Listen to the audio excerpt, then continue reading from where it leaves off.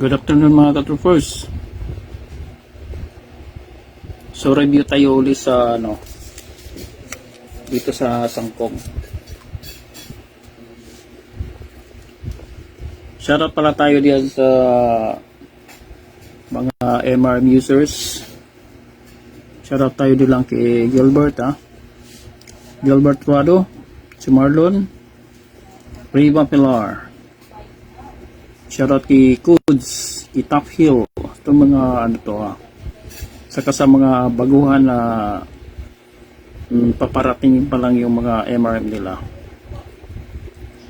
At saka doon sa mga malalayong lugar, kaya ni Rodelio din sa Canada.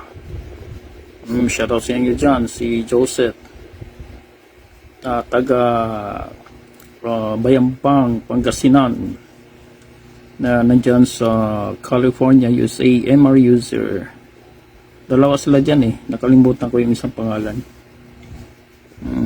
Tapos yung mga shoutout sa mga dyan, mga jackpotans, mga jackpot seminar ni Jobo Del Rosario, at saka sa mga followers ni Pedro Rap TV. Sa mga followers dyan sa Pedro Rap TV, doon sa Facebook, sa YouTube. So ito yung si Pedro Rap. Yan po si Pedro Rap. Pero pwede nyo makita dyan sa sa YouTube or sa Facebook. Tropa yan ni Bongin Song. Yung mga malapit yan sa pwede kayo lumapit yan kay Pedro Rap TV. Tuturuan kayo ng pagkasa ng MRM boots dyan sa Taguig. Shoutout sa inyo. So ulitin natin yung shoutout tayo dyan kay Camilo Ogay, at saka kanyang mga followers.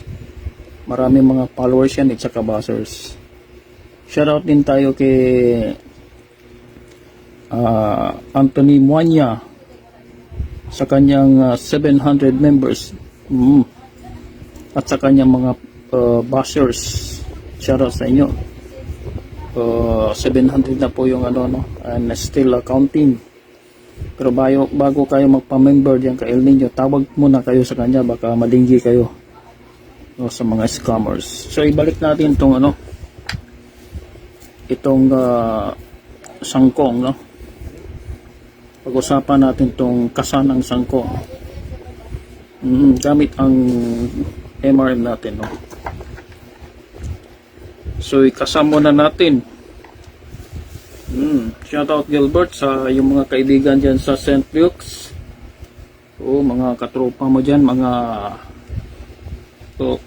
MRM boys ng mga gwapo boys ng Antipolo. Shoutout sa inyo dyan, So ito yung gagamitin natin, Meron tayong 18 inches dito. So ikasa natin yung iba kasi ang diskarte depende sa klase ng sangkong, Depende sa klase ng sangkong, kung kurba masyado or high point lang.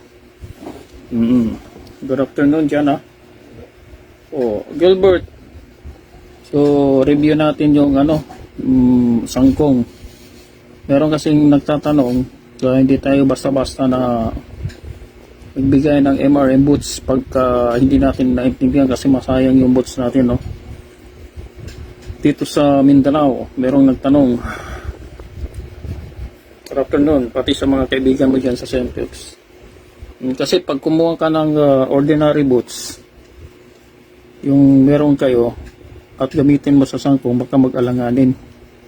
Kaya tirahin natin, So meron tayo dito, gagamitin natin 18 inches, So yung diskarte natin, ganun lang, So sangkong ang gamit natin, Pag ganyan mo, magtupi ka ng maliit lang, okay? Ganyan lang, Huwag mong iabot dun sa ilalim dito, kasi uumbok dito. Gawin mong dalawa yan, Okay, dalawa na. Tapos iikot mo siya. Okay, so manipis lang dito. Ganyan. Ikutan mo ng isa. Email. Shoutout yan. Tapos ano mo itupi mo rin ng isa. Pwede dalawa. Ito nga ang ginawa natin. Unang tupi, dalawa. Then isa na lang. Tapos isang ikot. Depende kasi sa kurba ng ng sangkong nyo, or depende sa haba ng tari nyo. So, pag ang tari nyo ay 5 inches pababa, no? Pwede kayo dito sa ordinary lang. Na meron kayo. Good afternoon. Pagka sa lahat yan pagka yung tari mo is katulad yan sa Dumaguete at saka sa Gihulngan, 5 inches to pataas, no? Merong 5 inches to 9 inches, 5 inches to 7 inches, katulad na kaibigan natin sa Sikior na gumagamit ng 6 inches na tari or 7 inches, no? Iba ang sangkong, ibang ang boots nun. Mas mataas siya konti ganun, no? Kaba. Mas mataas dito, okay? So, gano'n So, ulitin natin Ito'y sangkong na less than 5 inches. Na ang kurba is ganyan. Kurba masyado, okay? Ulitin natin. So, ayan isang ikot. Gawa ka ng toping maliit ng isa, kay dalawa. Tapos ikutan mo. Gawa ka naman uli ng isa lang. Okay? Tapos ikutan mo uli. Tapos diretso ka na sa baba. Okay, ganyan. Ito ay sa mga sangkong lovers, no? Na mahaba yung mga nila. Email Baluni, good afternoon dyan sa'yo. Tapos itupi mo ng normal lang, ganyan. So ang ginamit natin dito is 18 inches, okay? So ikakabit na natin si yan MRM. So pag dito mo silipin, yan medyo mataas na dito kasi sangkong yan okay? Tapos lalagyan natin ng paunan. So wala tayong dito sa kinulang si 18 inches So pagka nakasangkong kayo, mas maganda kung gamit kayo ng mga 20 hindi, kahit 19 lang o 19, basta i-20 mo na lang para sigurado. Kasi kinulang hindi siya umabot sa likod, no? Kinulang ang 18 inches. Ang 18 inches lang kasi para lang yan sa mga media luna na mga ordinary lang na mga tari, mga 4 inches, mga 4/1/4, ganon, 4/1/2. Okay lang yon. Kasi hindi ka naman magdubli-dubli na paano, kapal na dito sa babaw. So, ilalagay na natin si Marami rin kasi ngayon dito sa Mindanao na gumagamit na rin ng sangkong. No? So, matagal na natin yon nakikita sa Siquijor. Marami din sa Siquijor na gumagamit ng sangkong. Okay? So, itali natin pag-aralan natin ngayon. Para ma-identify mo kung ikaw ay may sangkong, ma-identify mo ngayon kung ano ang pagkasa. Okay? Kung isintro natin siya sa gitna ng tahi. Ganyan Pwede na rin yan Pagkasangkong kasi pwede ka magpataas ng konti sa gitna ng tahid kasi mawawala ang bisa. Pag isiro-siro mo siya dito, Rodelio, kumusta dyan? Si Rodelio, taga yan? Canada. Siguro mga 9:45 sa iyo ngayon, kwan dyan. Gabi, no? Walang problema yan pag tumaas konti. Ganyan, tumaas yan sa mga lang. Sobra half inch. Oh, mataas dito. Kasi sangkong yan, no? Mawawala ang bisa. Okay? Pag ikaw ay takot naman na sumayad ito sa lupa, ito yung pag-usapan natin ngayon. No? Pag sa tingin mo ay sumayad ito, tingnan mo yung ano na dito sa likod, no? Ganyan. Pag sumayad siya, itulak mo ito sa isibabaw. Ganyan, itulak mo ng pataas. Ganyan. Itulak mo lang. So, nangibabaw na, oh. Pataas na siya. Kung takot kang sumaya dito. Okay? Or, kung yung pagkabit mo is bunggo tahid. Tanggalin natin, ha? Meron kasing, baka hindi nyo naintindihan na yung bunggo tahid, ha? Ang ibig sabihin ng bunggo tahid, pag kayo ay nakasangkong, ganyan ang tirada. Yung tinidor mo, ipaabot mo doon sa tahid, babanggain niya yung tahid. Ganyan, no? Parang partida. Bunggo tahid. Pag ang iyong kabit, ayan, tignan mo, malayo na, oh. Ayun, no? Pag ang iyong kabit ay bunggo tahid, ito yung ordinary mo boots ay alanganin, no? Kasi, oh, ang taas dito. Kinulang siya. So, kailangan ka ng boots na, boots na pangsangkong. Iba yung boots na pangsangkong kisa normal na sangkong. Mas mataas yung sa ordinary, pero medyo may kamahalan yon. Kasi kung magpagawa ka ng sangkong, magpagawa ka sa Dumaguete, 1.5 ang isa nito. Dahil magastos ito. Kita mo yung kita mo yung metal na yan kakainin niya. Imbis makagawa ka ng dalawa, malaki ang hago dun sa yung paggawa nito, no? Malaki ang kakainin, magastos sa metal ito. Kaya yung nag-ausap natin yung mga gapper maker dyan sa mga sangkong master gapper maker dyan sa Dumaguete, sabi nila, boss, marami kasing masayang na metal, no? Yung blade, kailangan kasi malapad yung blade. Ganon. Para pag kurba nila, kuha yung gusto mo. Kaya mahal ang tari na to. Pag ikaw ang magpagawa. Pinakaano nila dyan, 1.5. Sa Dumaguete. Hindi ko alam sa ibang lugar, magastos ang metal nito. Metal lang ang dito, Tapos yung ang boots mo is kailangan ng special order ng supplier natin. Hindi sila basta-basta gumagawa nito. Kailangan talaga special, no? Kasi yung kabit mo ngayon is bunggo tahid. Ayan, no? Abot sa tahid yung tinidor para yung likod dito hindi sumayad. So, revise ito doon sa ginawa kong video. O, dati. O, kanan. Wala tayong Rodelio, pangkanan. Meron. Marami na tayong mga katrupa natin na kumuha ng mga pangkanan. Marami na tayo, no? Marami na tayo. Kasi hindi pa ako nagpalabas. Next time, baka bukas ilabas ko yung pangkanan.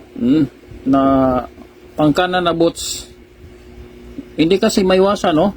Hindi kasi kahit sa wala namang pangkanan sa derby, di ba? Pero sa normal na mga hack fights, marami tayong mga pangkanan. Meron sa mga normal lang yan pangkanan. Oh, yun kung mga anyway partida yan, no? Mas marami yan sa tupada. Oo. Mga na lang kasi yan, payabangan, no? Oo. Ay hindi naman masabi nating payabangan. Yan ang nagkasunduan na meron ako nakita doon sa sobrang lakas ng niya, yung panlaban sa dito sa Valenzuela, may tupadahan doon Oo. Medyo sa sulok. Siguro sobrang lakas ng panlaban niya. Bata pa yun Sabi niya, kanan namin. O talagang naglaban sila. Dahil tiwala sa doon sa panlaban niya, so very powerful, no? Anyway, nanalo yun kanan ng kinabit. Meron yung ganon. So no problem. G-car. Anong pag nito pronounce? How do you G-car? Kumusta dyan? Shoutout sa inyo. So hindi natin maiwasan na merong pangkanan. Meron tayong pangkanan. Bukas natin, itapik natin yan. Buti na tanong nyo dito. Pero meron na tayong mga napadalhan na mga pangkanan sa mga katrupa natin. Umulit sila, kumuha sila ng pangkanan. So balik tayo dito. Pag kayo'y gumamit ng ito, sabihin mo sa akin, boss, bunggo tahid ako. Yung ibig sabihin nun, bunggo tahid ka. Pag bunggo tahid ka, ganyan, ibabaw, ang boots mo ay pangsangkong talaga. Mas mahaba dito sa i-request natin kay supplier, magkaroon tayo ng sample dito na boots na boots na pangsangkong, at meron nang gumagamit yan sa Dumaguete, mga sangkong master, no? Tapos pag ikaw ay mag-ano ka ng sangkong, lalo na abot ka ng 5 inches to 7 inches, taas na yan sampala na yan, ganyan, haba na yan. Kailangan ang preset ng taring mo is alas 12. Kailangan diretso lang, huwag mo itumba, kasi kukusa lang tutumba yan. Diyan ang advice natin sa mga sangkong master. Pero anyway, hindi tayo nakakabit niya, no? Kasi ito, sample lang ito, no? Galing secure ito.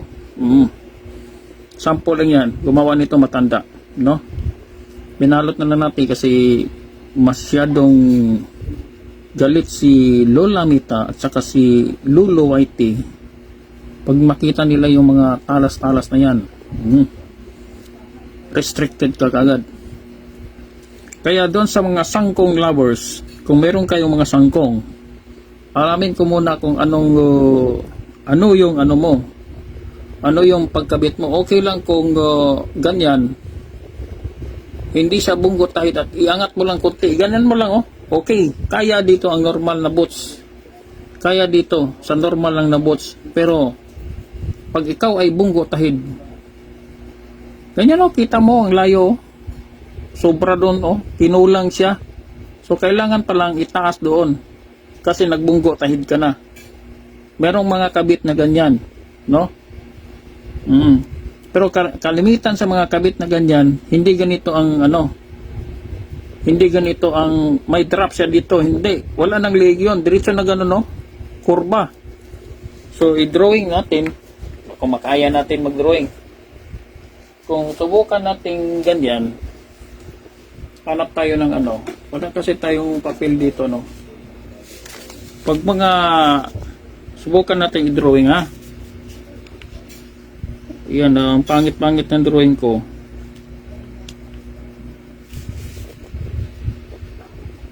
Tika muna, emphasize natin dito yung may arrow. Emphasize natin yung arrow, yung mga ganyan, wala nang liig yan, kurba na yan. Hindi katulad ng mga ordinary. Ito ordinary to, may drop siya, tika mo na. Tapos ganon, mga ganito, may drop yan, may drop. Katulad nito, may drop yan, kita yung drop, may konting drop siya. Ito yon, may konting drop. Pero pag mga ganito ang ganito ang tari mo, wala nang drop, diretso sa kurba yan, kurba siya, bunggo tahid yan. Yan ang tandaan nyo. Yung kasan yan, bunggo tahid yan. Baka meron kayong mga tari na ganyan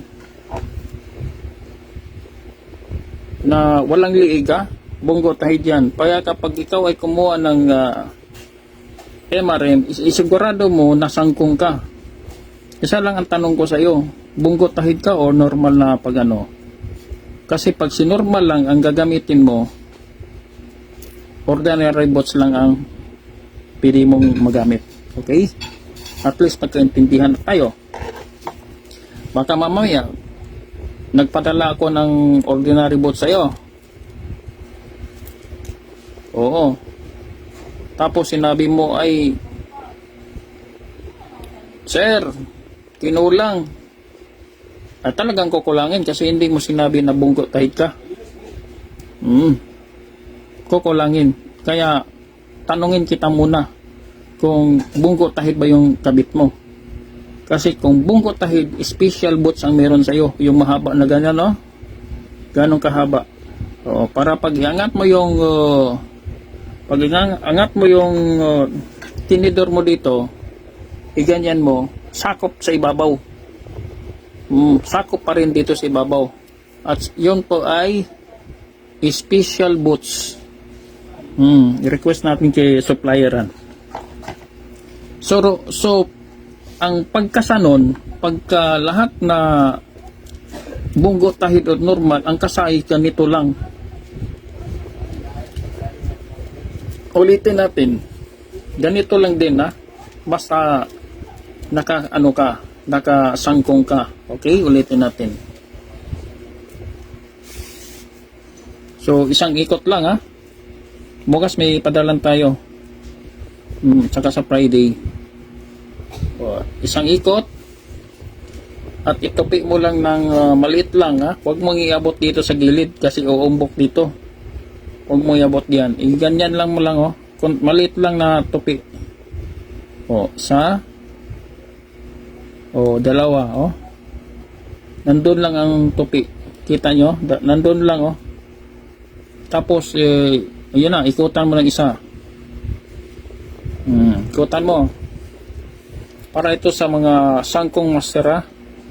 Mga sangkong antari nila na ginagamit. At saka ganyan. Okay? Maganda ang rin pagka ikaw ay nakasangkong kasi mabilis ang ano mo. Saka isang ikot. Mabilis yung adjustment mo. Okay? Ganyan.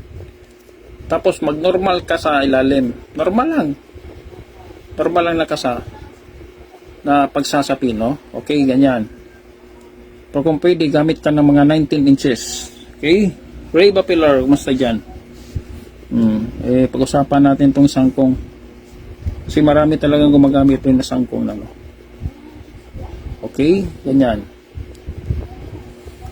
Yung nandun tayo sa pinsan ko sa Tiawakin Farm sa Alangilan City, Bacolod. Siyempre galing tayo Dumaguete. Tinanong nila tayo kung marunong ba akong magkasa. Sabi ko marami yan sa Dumaguete. Pero hindi ako gumagamit pa niyan. Kasi wala akong tari na ganyan, eh. Kasi mga Ilonggo, yung iba sa papaniwala nila is they are using only media luna. Mga 3/4, mga 4 inches, ganun lang ang ano nila, mga tari. Yun pa rin yung mga dati nung unang panahon. Hindi sila nagbago kasi ang prinsipyo nila ay mga ano na lang yan, mga revise na lang yan. Pero hindi naman yan ang original na kasa ng mga tari. Yan ang principles nila sa mga kanila yon. Yun ang mga prinsipyo ng mga Ilonggo dyan, ha, mga pinsan ko, ha. Shout out pala sa mga shout out sa mga Mangaw dyan, yung lolo ko na si Congressman Mangaw dyan sa Kabangkalan. Shout out sa inyo. Shout out sa mga Repolyo clan dyan sa Kabangkalan. Yan ang ano natin, mga katroopers. My bloodline is from Kabangkalan Negros, so Ilonggo tayo.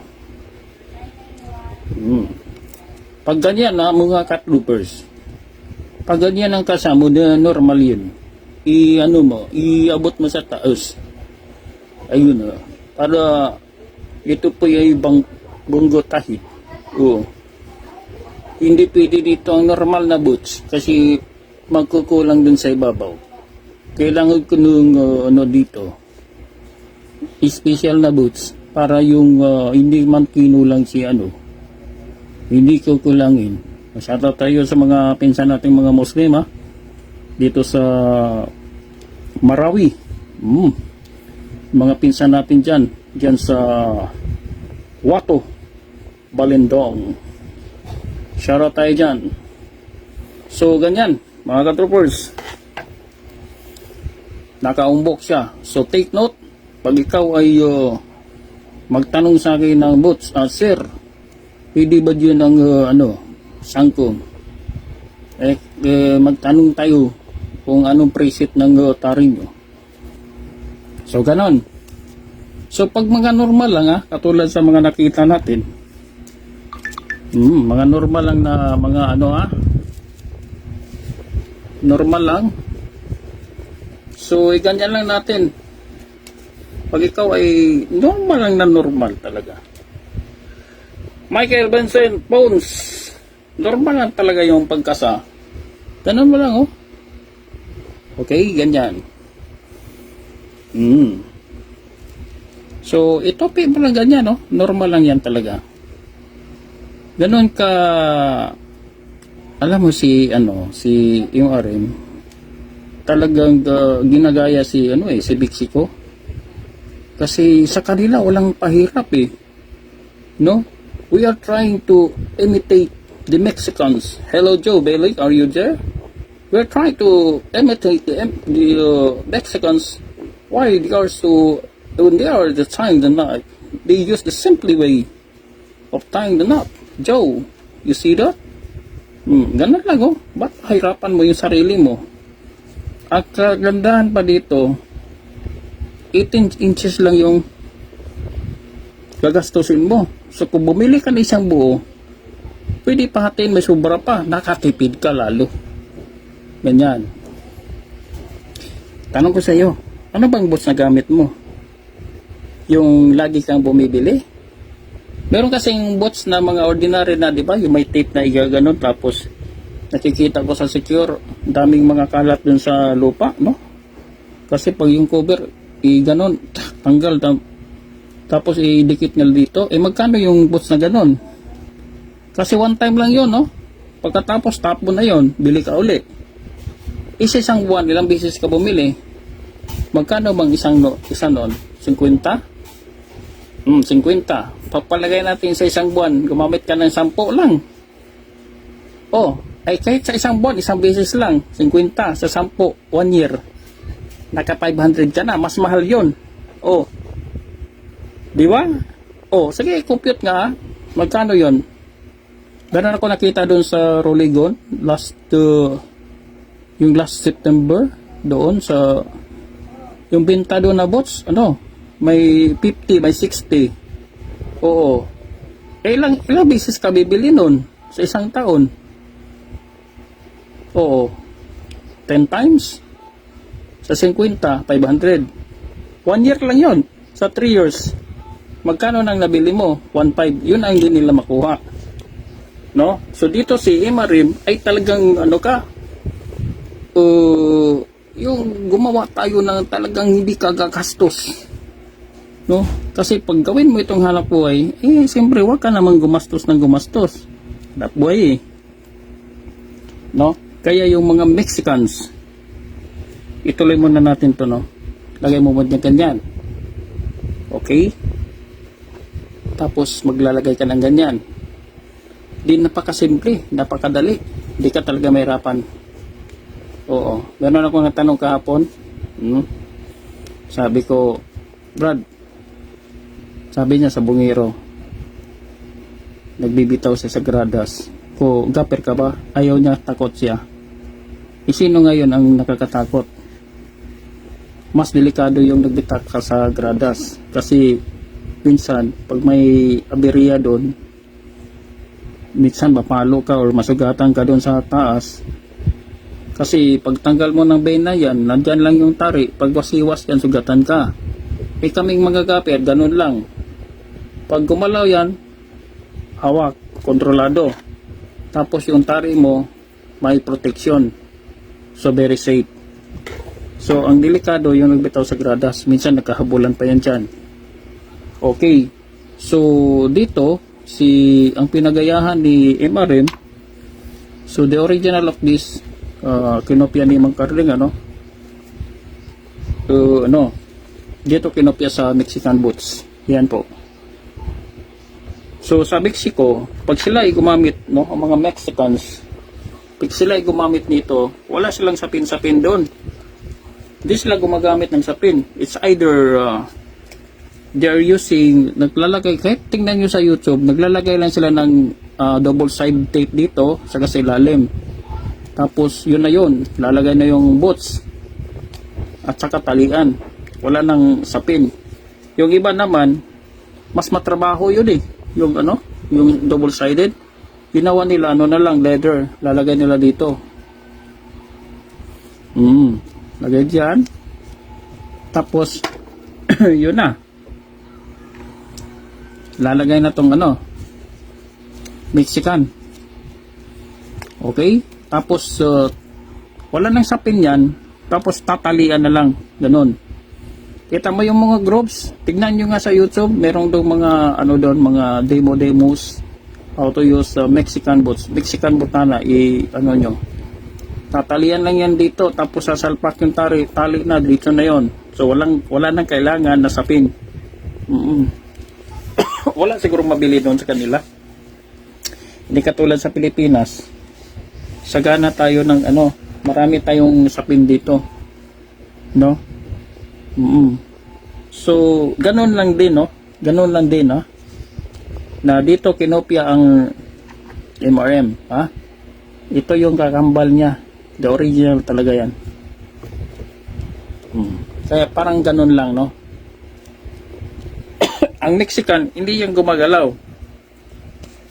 Hindi yan gumagalaw. Pag nakasalpak na yan, si Mexican, ayan yung tahid, oh. Nandiyan yung tahid. Nakalak ang Mexican boat sa tahid. Hindi yan gumagalaw. Wala yan, kasi may tahid. Nandun ang tahid na kakapitan niya, yung tahid. Ganon din si MRM. Okay? Nakakapit sa tahid. So, hindi mo magalaw yan kahit konti. Okay? Dito pala bukas, oh. Sa, ano to? Bikutan. Paranaque yata yan. Paranaque City. Papadala natin bukas. Baka ba ay gusto sa babae dyan, habol natin. So, wala nang ano. Pwede ka na magtari dito na walang ano. Sila ni Mang Carding na pero para hindi sila mabas ng una, tinanggal nila tong ano, tinanggal nila tong, ito galing to kay Mang Carding Manaloto, no? Yung sa tukaan, baka hindi nyo kilala si Mang Carding. Sinong nakakilala kay Mang Carding Manaloto sa tukaan way back 2000? Sa may tari portion dun eh, si Mang Carding. Yan pa si Mang Carding, oh. Sa bahay niya, naturuan niya tayo. Anong year? 2001. 24 years ago. Tagal na yan. So, para hindi sila mabas nung una at ang magbukhang Pilipino ang paggamit nito kasi pwede to ng sapin. Tali lang. Parang Mexican. Nilagyan nila ng 18 inches. Ganun lang. Para lang ding leather. Diba? Oh, kaya dito lumabas ang 18 inches.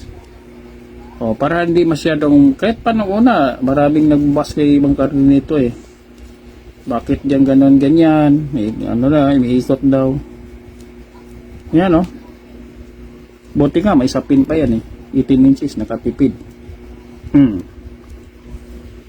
Okay. So that's the history of MRM boots, ha? The origin of mga tropa namin ni Mang Carding Manaloto, ha. So shoutout tayo sa pinsan ni BBM, ha, Hydralyn Marcos dyan sa Ilocos. Kumusta? Namit natin yan way back 2004. Nag-reunion kami. Kaso hindi nakarating yung iba kasi may bagyo. Sila ni Otecuroso hindi ka nakarating. Sila ni Halusos. Yung mga tropa namin ni Mang Carding nung una. Shoutout na lang sa inyo dyan, ha. Pati yung mga congressman, yung iba. So, hindi sila nagarating. Kami lang, kukunti kasi may baha. Ikaw pa na magbaha katulad ngayon, pupunta ka pa ba? Hindi siguro. So, shoutout sa inyo dyan, no? Kumusta? So, ganun lang, ha? Ganun lang ang sangkong. Pag ikaw ay nakasangkong, yan ang mga tinatawag na mga, pumunta ka ng Dumaguete, kadabing gumagamit ng sangkong dyan. Nandyan ang mga magandang gumawa ng mga sangkong na tari. Okay. Isang ikot, isang tupi. Ganun lang, ha. Huwag mo iabot dito. Kakapal.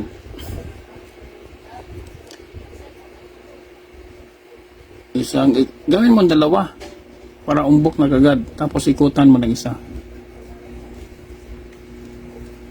Tapos tupian mo uli ng isa. Okay, tapos ikutan mo ng isa. Tapos ilalim ka na.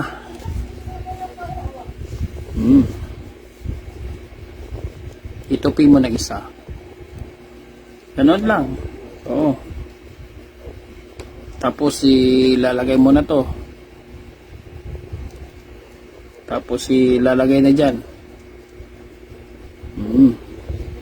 By the way pala, baga next year kita-kita tayo dun sa seminar makakandak ng 3-day seminar si Master Lance de la Torre yan sa Bacolod City. Paghandaan nyo na. Hindi pa natin na-confirm Master, no? Sabi niya sa akin, ano pa lang, yung admin nila hindi pa na-finalize. So well, anyway, yung seminar na yan doon siguro sa farm yan, Red Pot Game Farm kay Master Lance. So kita-kita tayo doon po. So kainan na. Good afternoon, Gilbert. Shoutout sa iyo dyan. Kumusta? Good afternoon sa lahat ng mga viewers.